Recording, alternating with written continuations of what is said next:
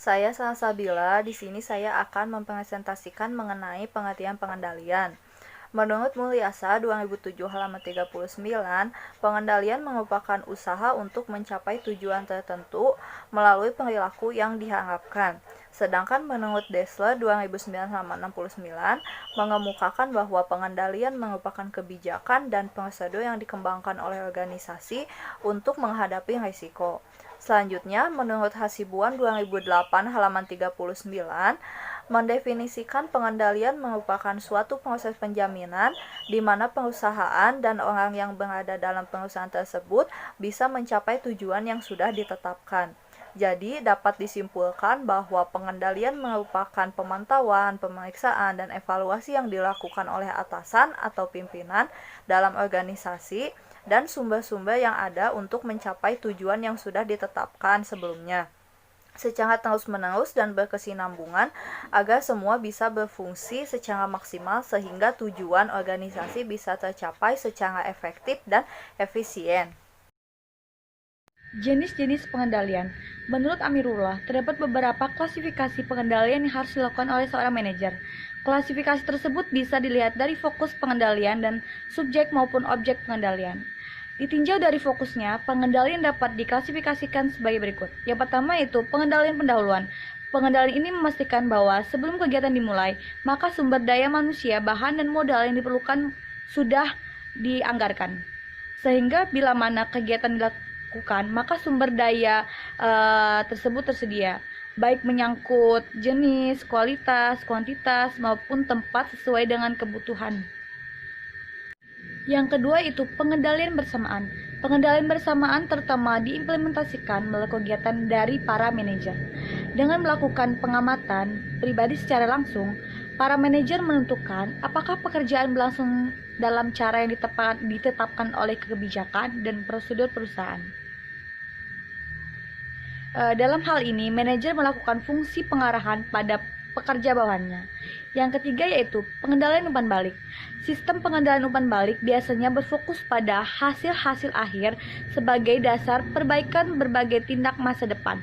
Misalnya laporan keuangan dari sebuah perusahaan digunakan untuk menilai kelayakan hasil-hasil historis dan untuk menetapkan keinginan untuk membuat perubahan dalam perolehan sumber daya. Metode umpan balik yang dipakai dalam bisnis meliputi analisa laporan keuangan, analisa biaya standar, pengendalian kualitas, dan evaluasi kinerja karyawan. Jika pengendalian dilihat dari objeknya, maka data dibagi menjadi dua bagian. Yang pertama yaitu pengendalian administratif, yaitu pengendalian pada bidang atau bagian pekerjaan yang fungsinya dikategorikan sebagai tugas administrasi dalam suatu organisasi, misalnya pada bagian keuangan dan bagian personalia. Yang kedua yaitu pengendalian operatif, yaitu pengendalian yang dilakukan pada bidang atau bagian yang fungsinya melakukan pekerjaan operatif dalam suatu organisasi, misalnya bagian pabrik, bagian penawaran, maintenance, dan lain-lain. Berdasarkan subjek pengendaliannya, maka jenis pengendalian dapat dibagi menjadi dua bagian. Yang pertama yaitu pengendalian interns, yaitu pengendalian yang dilakukan khusus diajukan pada pelaku-pelaku dari fungsi-fungsi yang berada di luar organisasi. Yang kedua yaitu pengendalian ekstern, yaitu pengendalian yang dilakukan khusus diajukan pada subjek atau faktor-faktor dan fungsi-fungsi yang berada di luar organisasi. Selanjutnya, proses pengendalian. Menurut Hasibuan tahun 2009 halaman 69, secara umum proses pengendalian terdiri dari 3 langkah. Yang pertama yaitu pengukuran kinerja. Pengukuran kinerja yaitu perbandingan antara standar dengan pelaksanaan. Perbandingan tersebut hendaknya berdasarkan pada pandangan ke depan. Dengan pandangan ke depan berarti jika ada penyimpangan, maka penyimpangan ini dapat diperbaiki di dalam pelaksanaannya nanti. Terdapat dua persoalan penting yang menyangkut pengukuran prestasi.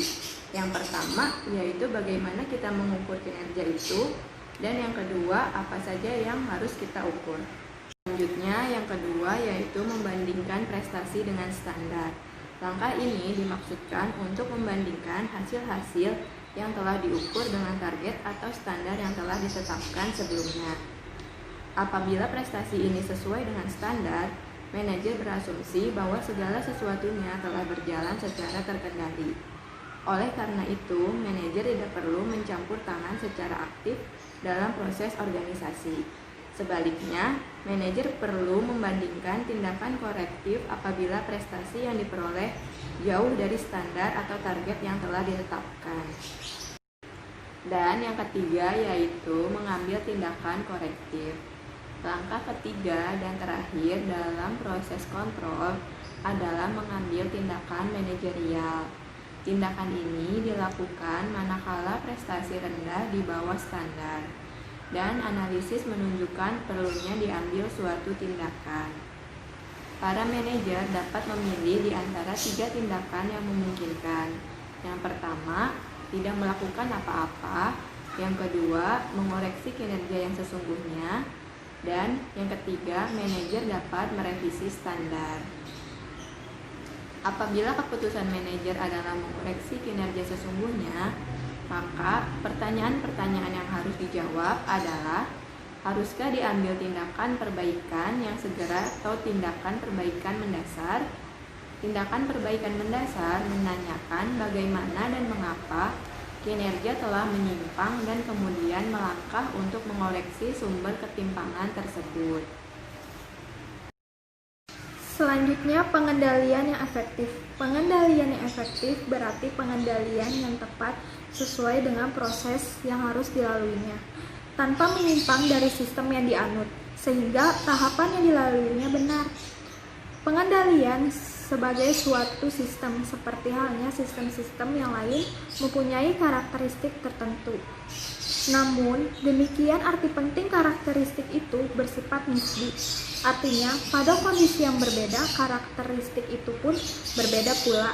Pada kondisi yang sama, karakteristik tersebut berlaku sama. Sistem pengendalian yang efektif mempunyai karakteristik sebagai berikut. Yang pertama, akurat. Informasi dari presentasi yang akan diukur haruslah akurat. Yang kedua, secara ekonomi realistis. Jadi pengeluaran biaya untuk implementasi pengendalian harus ditekan seminimum mungkin, sehingga terhindar dari pemborosan yang tak berguna. 3. Tepat waktu. Sistem pengendalian akan efektif jika dilakukan dengan cepat di saat penyimpangan diketahui. Jika terjadi kelambatan dalam reaksi terhadap penyimpangan, kerugian yang dihadapi akan semakin besar. Yang keempat, realistik secara organisasi. Sistem pengendalian harus dapat digabungkan dengan realitas organisasi. Misalkan, individu harus dapat melihat hubungan antara tingkat prestasi yang harus dicapainya dan imbalan yang akan menyusul kemudian. Jadi, selain itu juga semua standar untuk presentasi harus realistis. Yang kelima, dipusatkan pada pengendalian strategik. Pengendalian hendaknya diarahkan pada titik-titik kunci yang memiliki nilai strategis, sehingga penyimpangan di bidang ini cepat diketahui dan dapat dihindarkan timbulnya kegagalan pencapaian tujuan. Selain itu, sistem pengendalian strategik sebaiknya dipusatkan pada tempat di mana tindakan perbaikan dapat dilaksanakan. Yang keenam, terkoordinasi dengan arus kerja organisasi. Jadi, memperhatikan bahwa suatu kegiatan akan selalu terkait dengan kegiatan lainnya.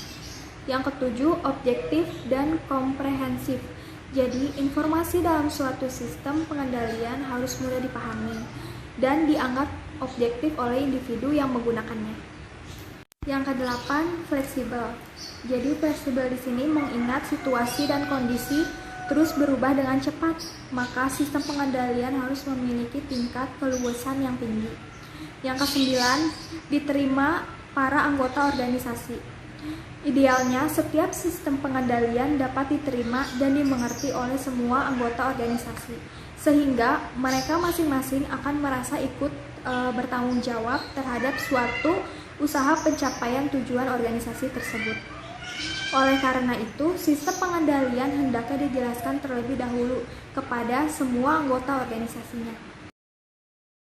Menurut Ene Anastasia 1978, arti evaluasi ialah suatu proses sistematis untuk menentukan sejauh mana tujuan instruksional tersebut dicapai oleh seseorang.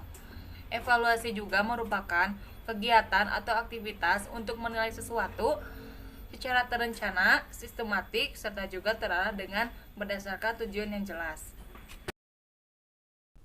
Perkenalkan, nama saya Ratabila Bagi, NPM 18506.008. Di sini saya akan menjelaskan tentang proses evaluasi kerja.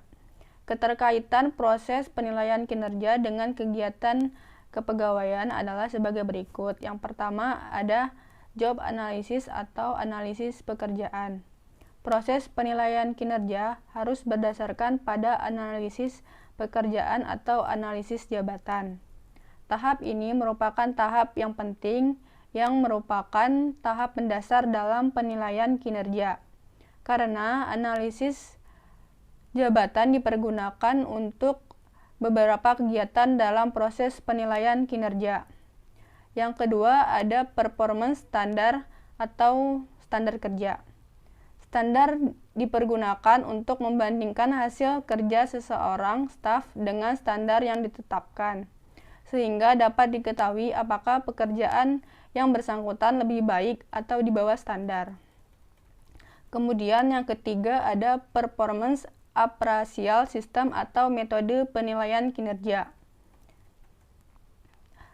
Secara umum ada 4 macam metode penilaian kinerja. 4 macam metode tersebut adalah behavior appraisal system atau penilaian kinerja berdasarkan perilaku yang dinilai. Kemudian personal atau performer appraisal system atau penilaian kinerja berdasarkan ciri sifat individu. Kemudian result oriented appraisal system atau penilaian kinerja berdasarkan hasil kerja. Kemudian contingency appraisal system atau penilaian kinerja berdasarkan atas kombinasi beberapa komponen, yaitu ciri sifat, perilaku, dan hasil kerja. Terima kasih.